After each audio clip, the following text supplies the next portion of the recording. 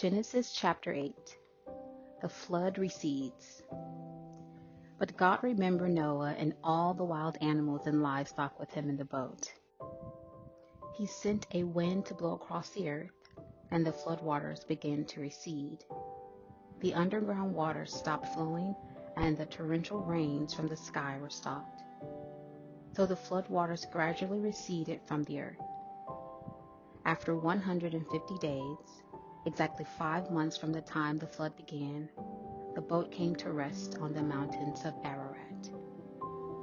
2.5 months later, as the waters continued to go down, other mountain peaks became visible. After another 40 days, Noah opened the window he had made in the boat and released a raven. The bird flew back and forth until the flood waters on the earth had dried up. He also released a dove to see if the water had receded and it could find dry ground. But the dove could not find a place to land because the water still covered the ground. So it returned to the boat, and Noah held out his hand and drew the dove back inside. After waiting another 7 days, Noah released the dove again. This time the dove returned to him in the evening with a fresh olive leaf in its beak. Then Noah knew the flood waters were almost gone. He waited another 7 days and then released the dove again. This time it did not come back. Noah was now 601 years old. On the first day of the new year, 10.5 months after the flood began, the flood waters had almost dried up from the earth. Noah lifted back the covering of the boat and saw that the surface of the ground was drying. 2 more months went by, and at last the earth was dry. Then God said to Noah, "Leave the boat, all of you, you and your wife, and your sons and their wives. Release all the animals, the birds, the livestock, and the small animals that scurry along the ground, so they can be fruitful and multiply throughout the earth."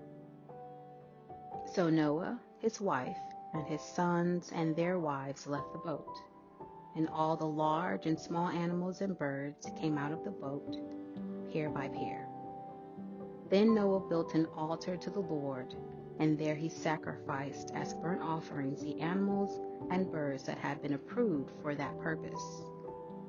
And the Lord was pleased with the aroma of the sacrifice, and said to himself, "I will never again curse the ground because of the human race. Even though everything they think or imagine is bent toward evil from childhood, I will never again destroy all living things. As long as the earth remains, there will be planting and harvest, cold and heat, summer and winter, day and night." Genesis chapter 9. God confirms his covenant. Then God blessed Noah and his sons and told them, "Be fruitful and multiply. Fill the earth, all the animals of the earth, all the birds of the sky, all the small animals that scurry along the ground, and all the fish in the sea will look on you with fear and terror. I have placed them in your power.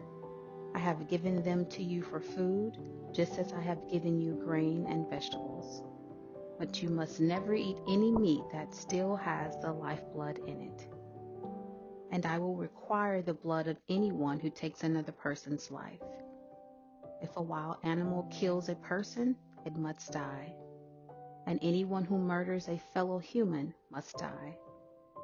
If anyone takes a human's life, that person's life will also be taken by human hands.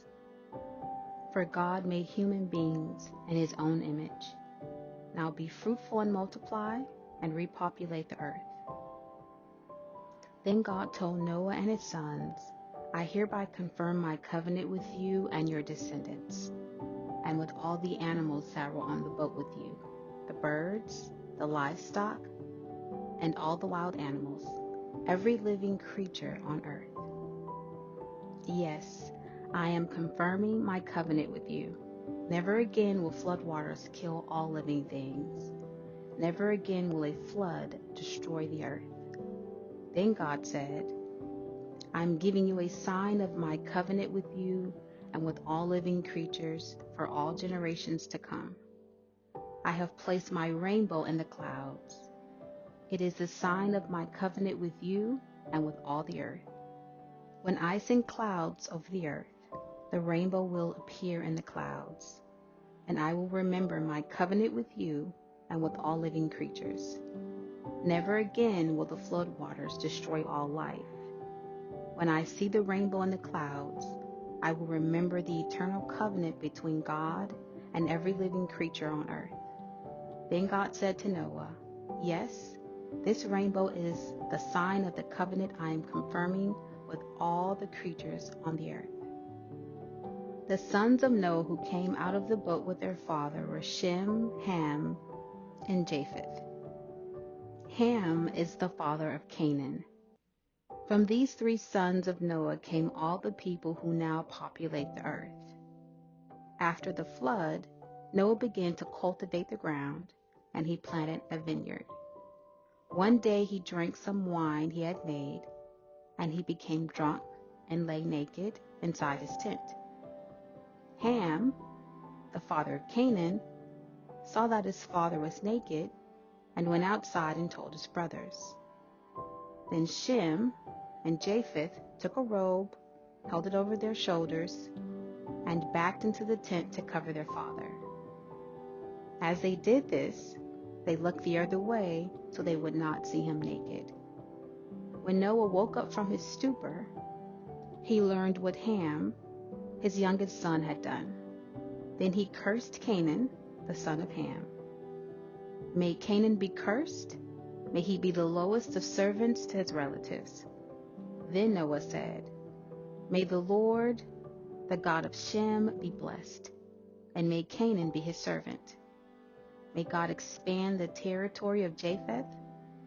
May Japheth share the prosperity of Shem, and may Canaan be his servant." Noah lived another 350 years after the great flood. He lived 950 years, and then he died.